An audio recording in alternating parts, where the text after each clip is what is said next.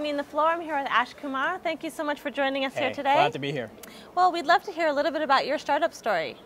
Cool. So I launched a company called DesiYou. We launched in 2007.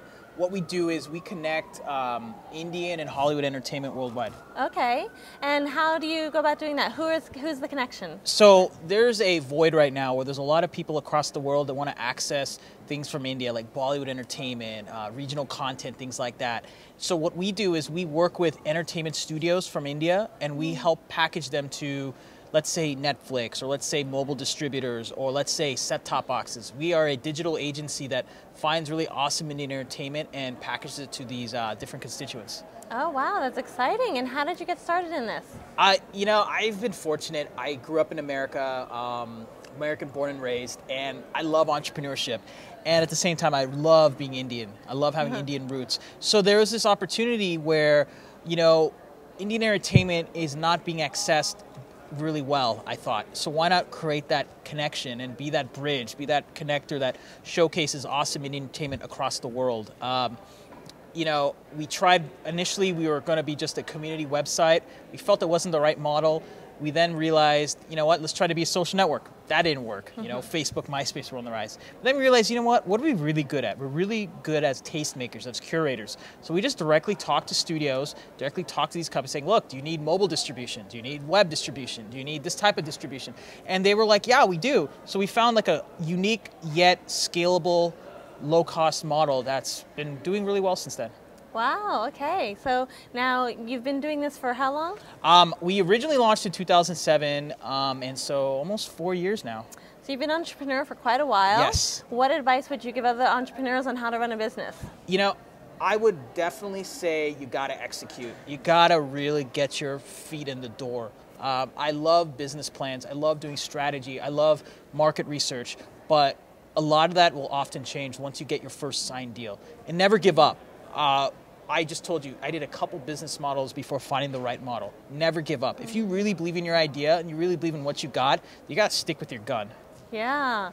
So interesting. You mentioned that. Now, what about the team? What about how do you rank the team, the idea, the execution? So I would bet the team over the idea any time of the day. Okay. There's a saying that you need to find, it's better to have an A team and a B product versus a product, B team. Interesting. Is that because they can execute, maybe, or they can execute, and more importantly, they're more adverse to change. Being a startup isn't for everyone. People have this conception that it's glamorous and like you get an exit, you get funding and things like that. But you got to pay your dues before you get to that stage. Unless you're just really lucky, you really gotta. There's a lot of demanding work, and having a right team can help you along the way. I'm a big believer that founders, it should be at least 2 to 3 founders for every company, because it's good to have someone to relate to, or groups to relate to, or someone being your gut check and complement skill sets that you might not be strong with. Right, interesting. So you've mentioned that you need all these skill set. What do you think it takes to succeed when there's maybe a failure in sight? What advice would you give to startups on how to turn that failure into a success story? I would definitely say think of the bigger picture. So it's really important to have your goal, your mission. Like my job is very simple. I want to connect the world to the best Indian entertainment. So if an initiative doesn't support that initiative, that bigger goal, I'll scratch it off the bat. But if the initiative that failed is part of that longer goal, then I would just reevaluate it, see what you can improve from, see what things can happen. It's really interesting. At TiEcon right now, I bumped into an old advisor 3 years ago. Wow. And we didn't leave on good terms. Oh. And he saw me at the bar. We're just having a cup of tea. And he said, I got to say, you've definitely changed. You've definitely matured. And one of the failures at that time was not finding a way to work with him. But that failure actually turned out to an opportunity, because I taught myself that's not someone I would want to work with again as an advisor. Maybe it's someone I should be as a friend. And we both realized that today. I said, wow. Maybe we're better just as friends. So that's how you can take a failure and make it and learn in the long run. It's probably an opportunity. Well, that's great advice. That's great advice. Now, Startup America has 4 phases: the idea phase, startup phase, ramp-up phase, and speed-up phase. Okay. What phase would you say your company's in? I would say I'm in the ramp-up phase. Okay. I'm at a point right now where we've reached some leadership. We've gotten some phenomenal traction. We have a working revenue model. We really want to ramp this up and become a global agency and providing this Indian entertainment for the digital world.